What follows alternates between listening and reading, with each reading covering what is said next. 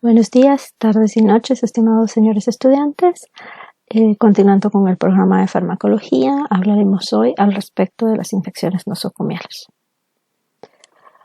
Es importante que, como cualquier infección, pues vamos a tener un huésped, un hospedero y un vector. Y este es el principal vector de las infecciones nosocomiales, las manos, ¿verdad? Esto hace semejanza a que si las bacterias fueran fluorescentes, así se verían nuestras manos, ¿verdad?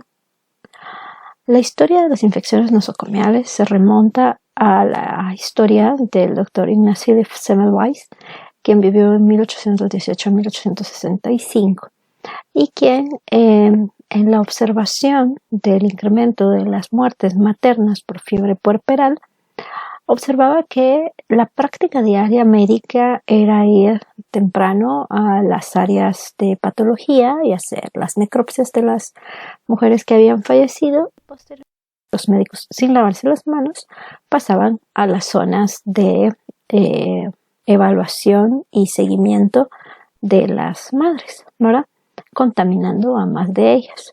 Entonces, al observar esto, estableció el uso de una solución clorada para la antisepsia de las manos, con lo cual se redujo la tasa de infecciones nosocomiales. ¿Qué tan inseguro es estar en un hospital? Pues bueno, si tomáramos en cuenta las muertes por millones de horas de estancia, ¿verdad? Veríamos que el estar hospitalizado representa un riesgo de 2.000 muertes por cada 100 millones de horas de estancia, lo cual es 10 veces más riesgoso, o más, de hecho, que lo que se presenta en los pacientes, en las personas que están trabajando en las áreas de construcción, que sabemos pues es una actividad de riesgo. Hay 1,5 millones más de infecciones presentes en el área hospitalaria. La mayoría son fuera de las unidades de cuidado intensivo, ¿verdad? Y son alrededor de 4.5 por cada 100 admisiones. Obviamente, esto incrementa la morbilidad, la mortalidad, los costos hospitalarios, los días ausentados de labores, los días de no cuidado de infantes, retraso en el desarrollo infantil, etc. Pero también puede llevar hasta un porcentaje de 99.000 muertes asociadas al año. Todos nosotros, ahorita pues que está la conmemoración del 20 aniversario de la situación de las Torres Gemelas en el 11 de septiembre, pues hemos escuchado la rigurosidad que se tiene en el control aéreo. Y lo difícil es saltar las normas, ¿verdad? Y de hecho, simple y sencillamente, si nosotros vemos las noticias o esto, vemos que la cantidad de accidentes aéreos reportados es realmente 1 cada 6 meses o 1 al año, ¿verdad? Y son sujetos de peritajes y demás. Pero ahora imagínense que pudiéramos reportar 8 accidentes aéreos por mes. Eso es el equivalente a la cantidad de infecciones nosocomiales que tenemos. Bueno, algo que también es importante es que la tasa de infecciones nosocomiales en algunos hospitales en Canadá y Estados Unidos ha llegado a ser de 0%. De tal manera que en muchos lugares en estos países y en Europa, las unidades de seguros de salud ya no cubren las infecciones nosocomiales, lo cual los costos para el área propiamente hospitalaria. Bueno, siempre hay un juego entre un reservorio y un hospedero y la transmisión, ¿verdad? Nuestros hospederos a riesgo son todos, pero algunos van a tener más factores de riesgo, como los pacientes inmunosupresos posoperados, aquellos pacientes que usan crónicamente antibióticos, que tienen dispositivos de monitoreo o de accesos venosos a permanencia, los diferentes catéteres, el uso de antiácidos con la anulación de la barrera del pH gástrico como un mecanismo de defensa, los pacientes en estado crítico, ¿verdad? Bueno, y el reservorio somos todos, incluso el mismo paciente. nosotros debemos saber que 2 metros cuadrados alrededor del paciente están contaminados con su microflora, de tal manera que deberíamos de tener un espacio de 2 metros para cada uno de nuestros pacientes, incluidos con barreras físicas por paredes o puertas de vidrio, etcétera, ¿no? Lo cual en esta época de pandemia pues hace, con la gran afluencia que se tiene en los hospitales, que esto sea poco probable e incrementa la tasa de infecciones. Los visitantes, cuando se permitían, ahora ya no es permitido las visitas hospitalarias por esta misma situación de pandemia, pues también no llevaban las normas de protección, ¿verdad? Y pues por supuesto llevaban esto de regreso a la comunidad o llevaban de la comunidad hacia el paciente. Objetos. Ya hablamos del microambiente del paciente, que son estos 2 metros cuadrados, pero también la presencia de anillos, relojes, pulseras y demás son fómites que potencialmente deben quedar contaminados. Así que desde ya olviden usarlos en hospitalarios. Y bueno, el personal de salud, todos somos factores también que podemos transmitir la enfermedad a nuestros pacientes. ¿Por qué son tan frecuentes? Bueno, porque realmente nosotros en sí somos un transporte de bacterias. Tenemos 10 veces más bacterias que células. Las bacterias tienen una gran diversidad, representan un gran porcentaje de la biomasa en el planeta y tienen muchos más años, 3.5 billones para ser exactos, adaptándose a los diferentes microambientes del planeta, ¿verdad? ¿Qué pasa con la relación con la comunidad? Porque uno pensaría, bueno, son infecciones nosocomiales, entiéndase, nosocomio, igual hospital.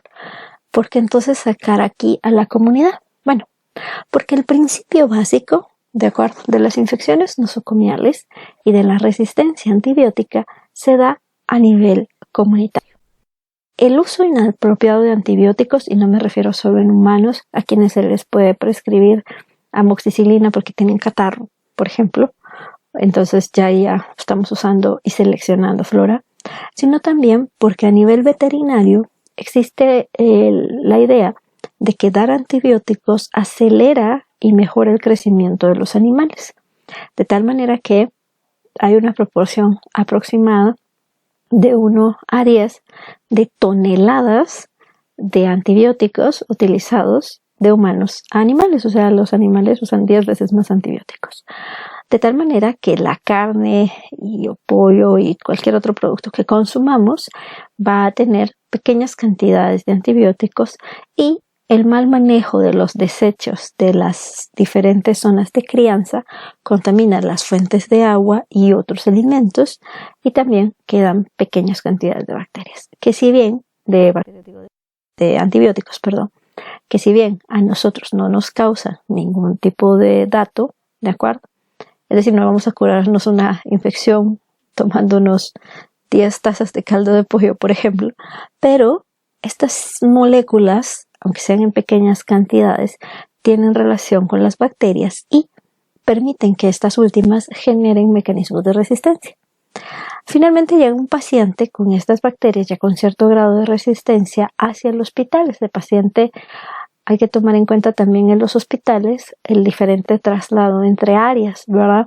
Es decir, pacientes que vienen de las zonas de urgencia, que tienen sus propias microfloras, hacia las áreas de encamamiento, que tienen esto, que van al cuidado crítico, que tienen otras.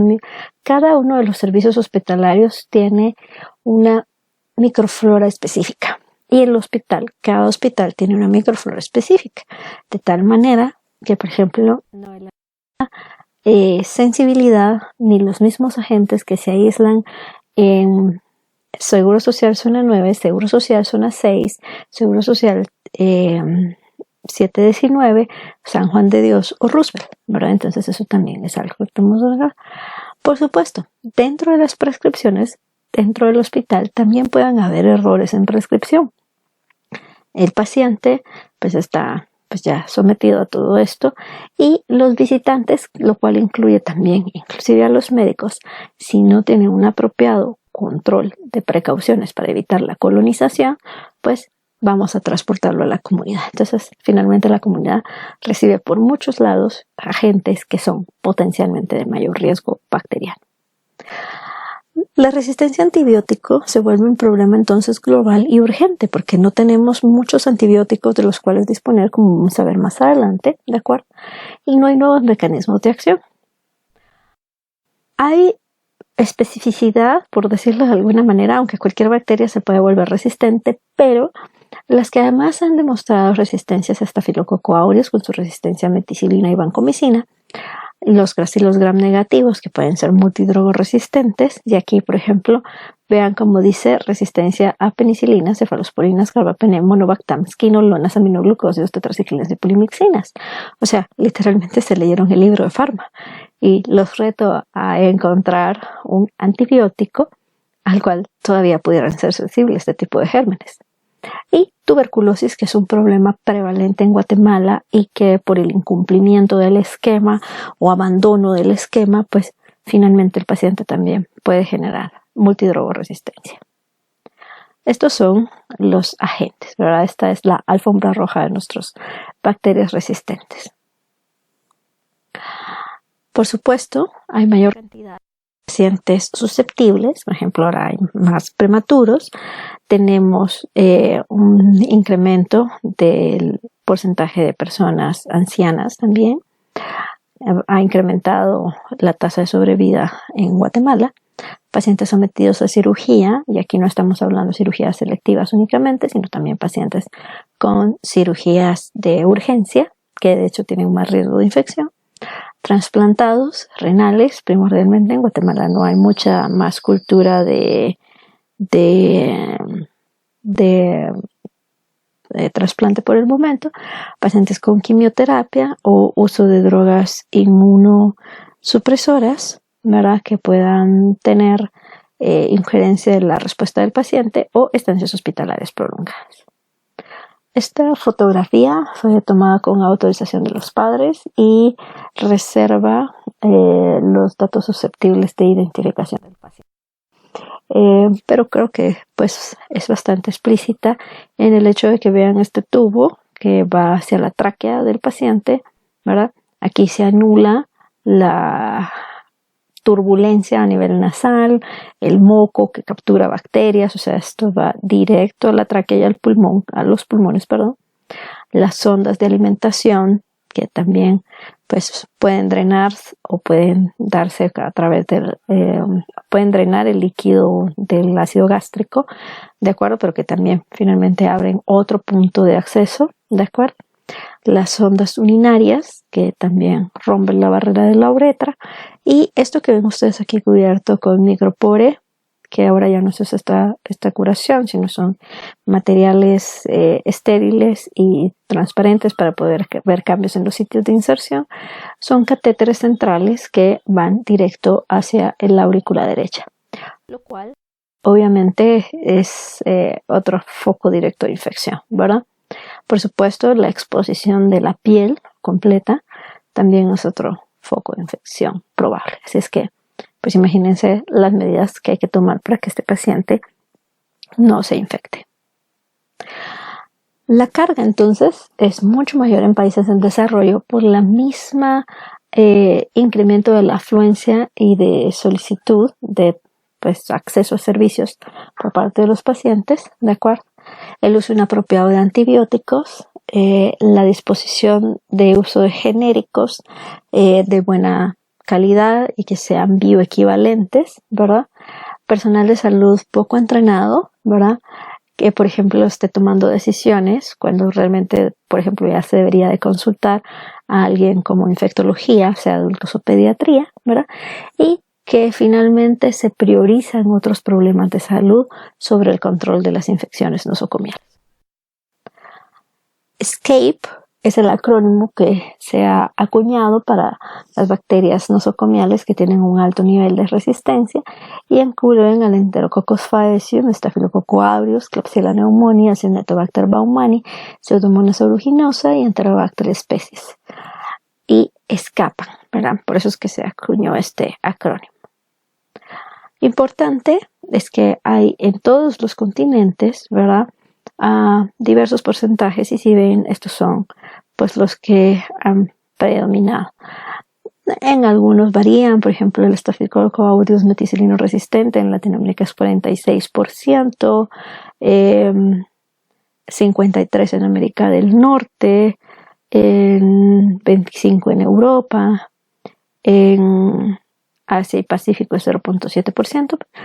Varían porcentajes, pero finalmente se conocen y se priorizan. En América Latina, países que llevan mejor monitoreo: México, Colombia, Chile, Argentina, Brasil y Venezuela. Venezuela ya no tanto actualmente por la crisis política que lleva a cabo, pero si ven, Guatemala está en los países en blanco. Escaso monitoreo. Entonces no sabemos a qué nos estamos enfrentando. Entonces, por definición, una infección nosocomial es aquella que ocurre en un paciente hospitalizado en quien la infección no estaba presente al momento de su ingreso y no estaba dentro del periodo de incubación probable.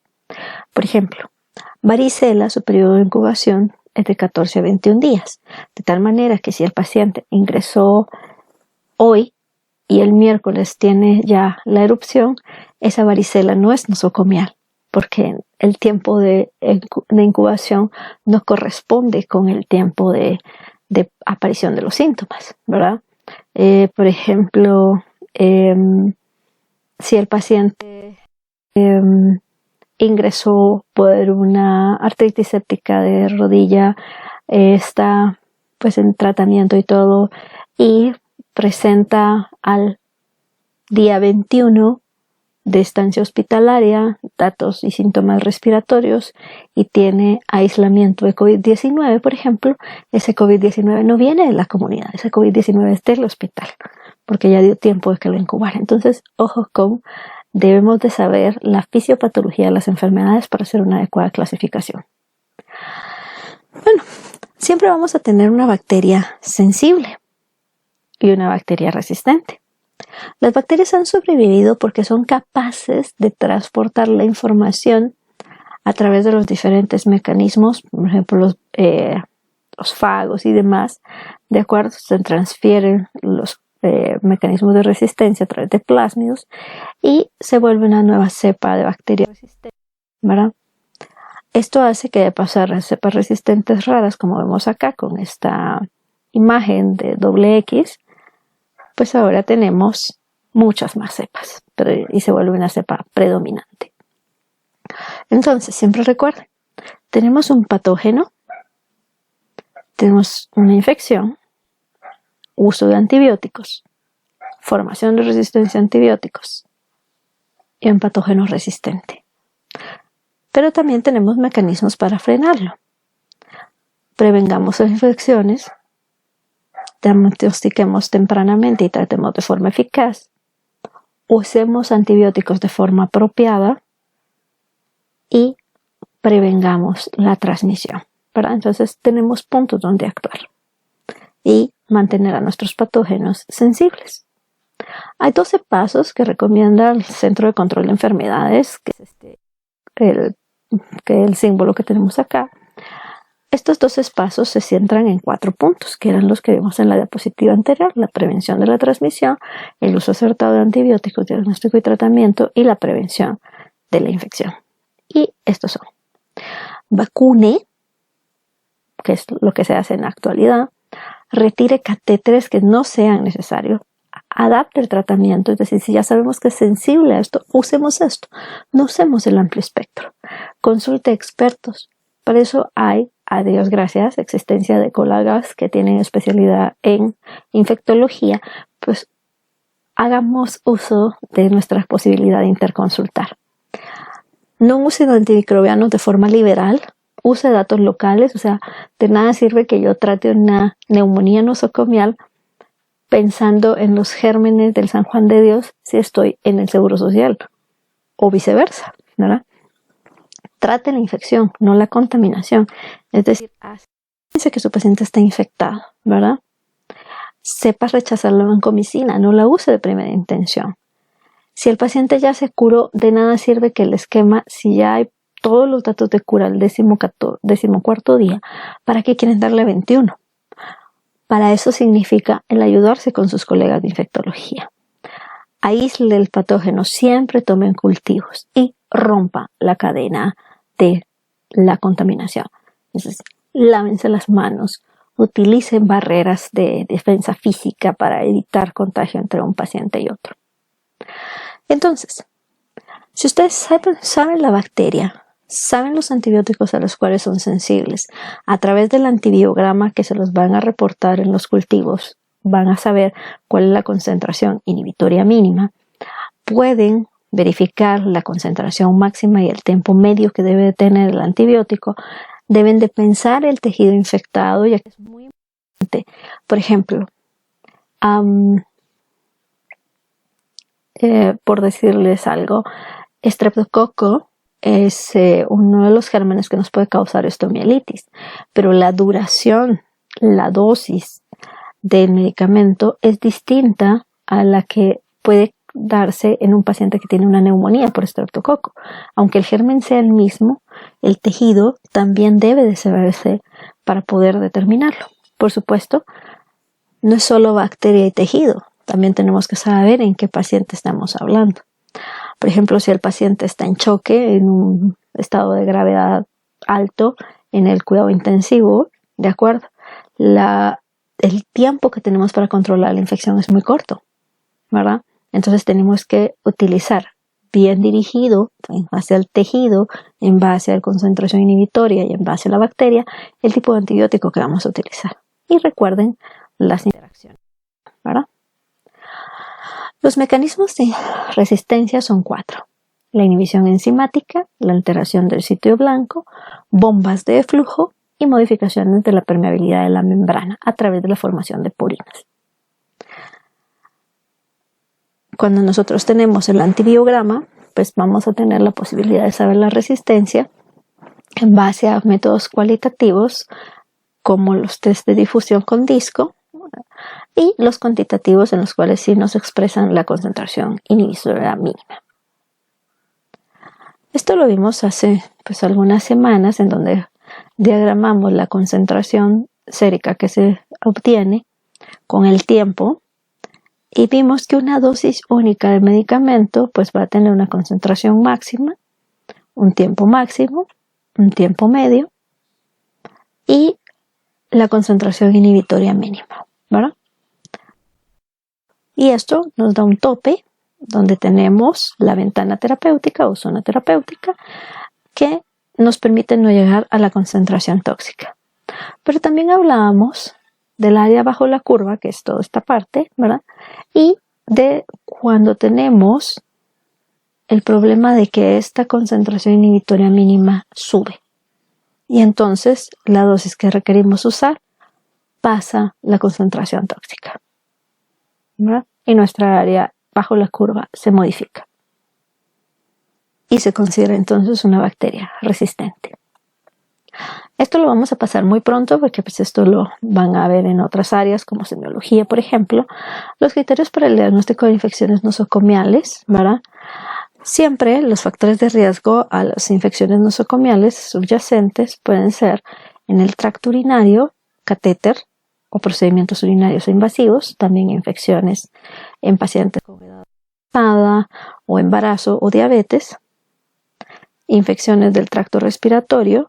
Los factores de riesgo son ventilación mecánica, aspiración, desnutrición, edad avanzada, cirugía de inmunodeficiencia, en los colores un poco más pálidos, infecciones de sitio quirúrgico, la profilaxis inapropiada, la incorrecta preparación de las zonas de piel o inadecuados cuidados de la herida, y las infecciones a nivel de los catéteres, la presencia de catéter vascular, por supuesto, neonatos o cuidado intensivo. Y ya lo había puesto en verde y aquí está. Ese es el foco que nos da a todos. El lavado de manos ineficiente es uno de los factores de riesgo más grandes de infección nosocomial. Las bacteremias, la presencia de bacterias en sangre que van a despertar una respuesta inmunológica, que va a ser la sepsis, y que tratada de forma apropiada puede pasar a choque séptico refractario, fallo orgánico múltiple, que es FOM, y muerte. Vean el acrónimo SOP, JABO, ¿verdad? Para que se recuerden de lavarse las manos. Y aquí está, pues, a muy grosso modo, los signos, los datos objetivos, el análisis y la posible terapéutica, ¿verdad? Que se puede dar en este caso. Hay definiciones estandarizadas que generalmente las da la OMS, OPS o el CDC. Este es el CDC. Las infecciones de heridas quirúrgicas, que es siempre importante saber si es una herida limpia, contaminada o sucia, dependiendo de la forma en la que se presentó y el mecanismo en el cual se hizo la herida. Por ejemplo, una herida limpia es una herida de cirugía o una cirugía cardíaca, por ejemplo. Una herida sucia es una herida que se hizo, por ejemplo, con un machete que estaban chapeando y se lastimó, por ejemplo. Pudiera ser una herida sucia. Hay infecciones que van a abarcar cada vez más planos de la piel, ¿verdad? Hasta llegar a las zonas inferiores, órganos y espacios. Al igual que con las bacteremias, estas son el SOP, el acrónimo para recordar.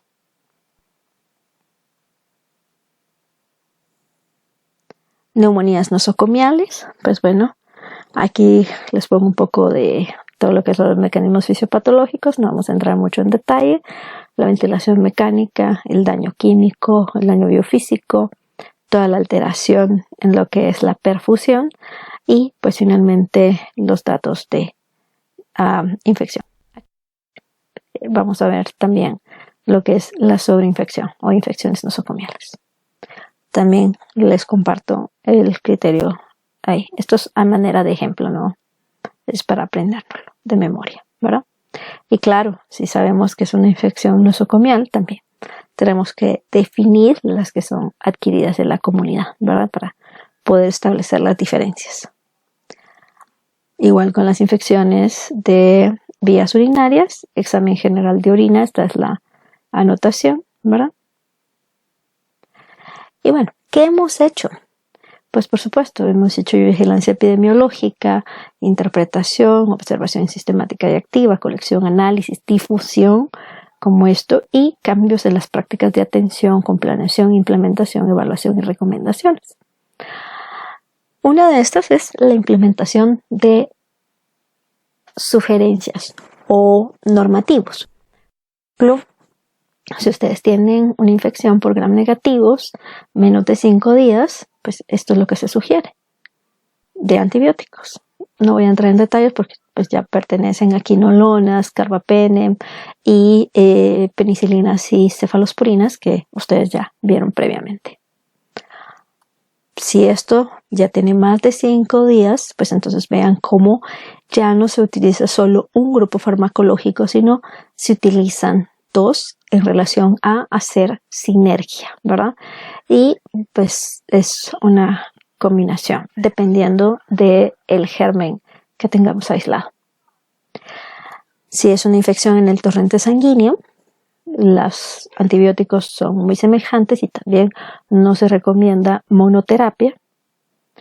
Y en el caso de infecciones asociadas a catéter urinario, por ejemplo, o sea, las infecciones urinarias, son nuevamente este tipo de agentes, ¿verdad?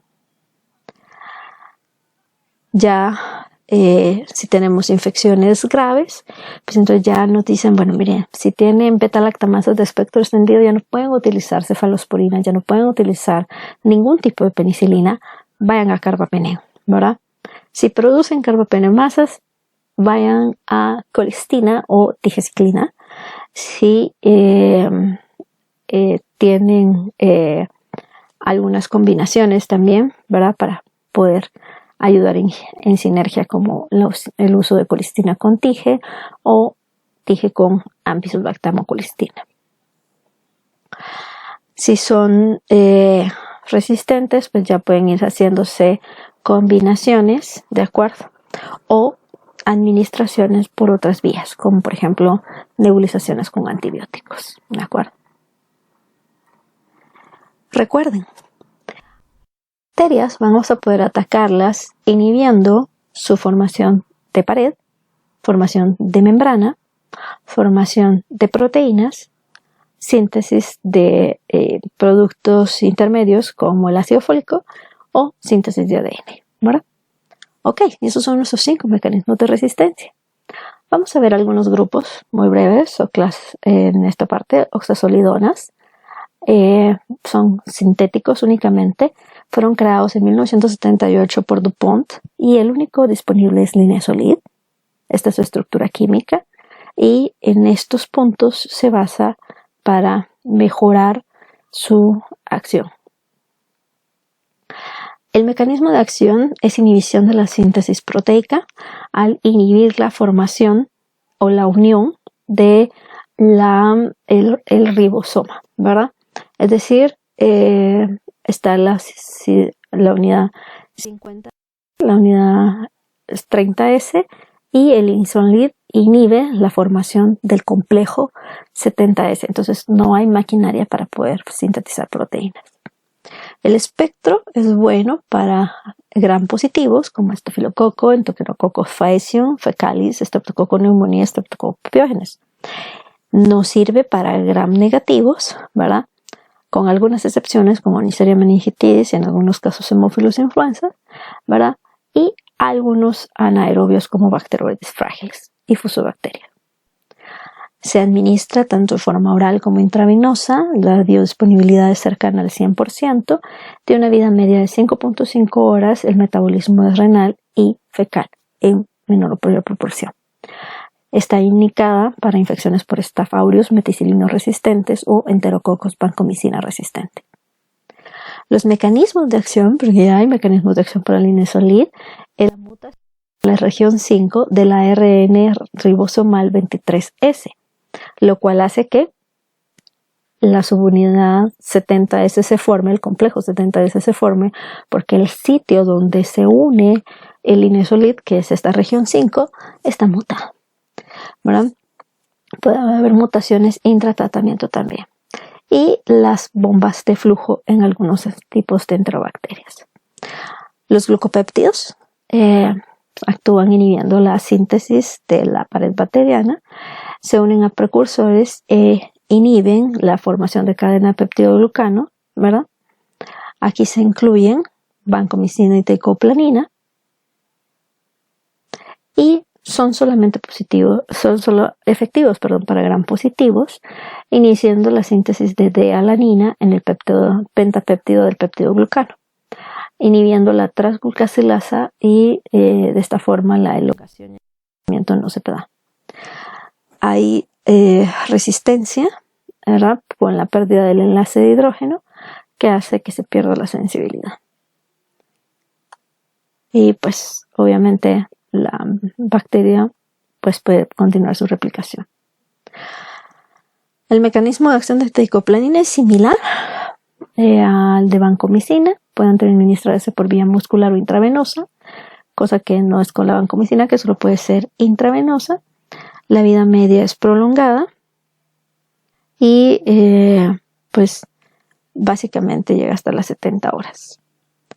Ya vimos entonces las oxazolidinonas, los glucopéptidos. Ahora veamos los fosfonatos.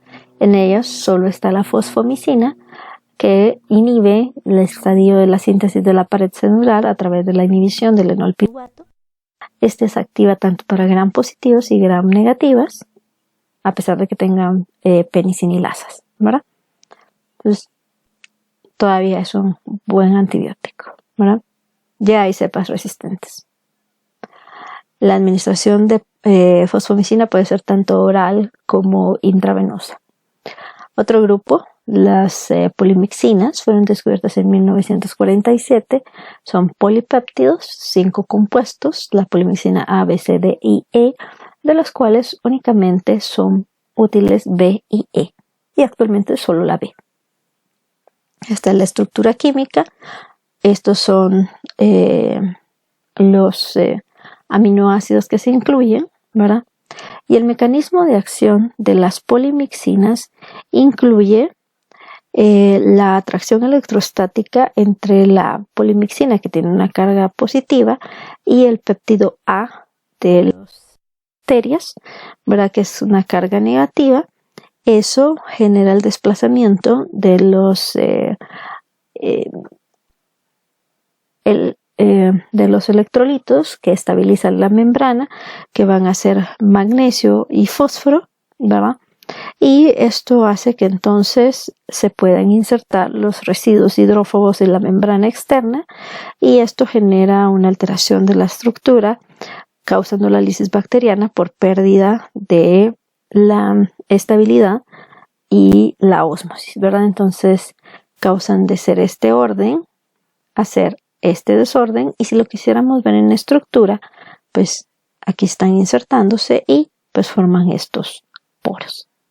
Sin embargo, pues ya aquí tenemos en este mismo grupo a la colistina, al colistimetato y la polixencina B, ¿verdad? Hay concentraciones máximas, tiempos máximos, volúmenes de distribución no están del todo conocidos. La unión a proteínas puede ser de desconocida hasta el 92%. En el caso del colistimetato es un profármaco, por hidrólisis se convierte a colistina, ¿verdad? Y la vida media de estos tres agentes dura entre 2 a 6 horas, variando entre los grupos que vemos acá, ¿verdad? Y la eliminación es renal. Sensibles, es decir, mueren con el uso de este tipo de antibióticos: E. coli, Klebsiella, Enterobacter, Acinetobacter y Pseudomonas, pero son resistentes los gérmenes pertenecientes al grupo de las Serratias, Proteus, Burkholdeриas, Moraxelas, Morganellas morgagni y todos los gram positivos. Hay mecanismos de resistencia, ¿de acuerdo?, los cuales van a ser de estos diferentes tipos. Ahorita vamos a verlos acá. Pueden formar modificaciones tipo polisacáridos, haciendo que ya no sean atraídos por la carga positiva de la polimixina, ¿verdad? Y pues modifican al polisacárido del antígeno O, que es donde hay mayor fusión posterior, ¿verdad? Este tipo de resistencia la presentan las enterobacterias. La sobreexpresión para generar biofilm, entonces no hay posibilidad de que la polimixina ingrese hacia lo que es la pared bacteriana. Esto lo hacen enterobacterias, Klebsiella pneumoniae y Pseudomonas aeruginosa, y las bombas de flujo son características de estos dos gérmenes también. Entonces vean cómo los mecanismos de resistencia no son iguales para todos los tipos de bacterias, ¿verdad? Sobreexpresión de OPRH con estabilización de la membrana, aunque no se necesite magnesio, Klebsiella y Pseudomonas. Expresión de proteasas, Burkholderia cenocepacia.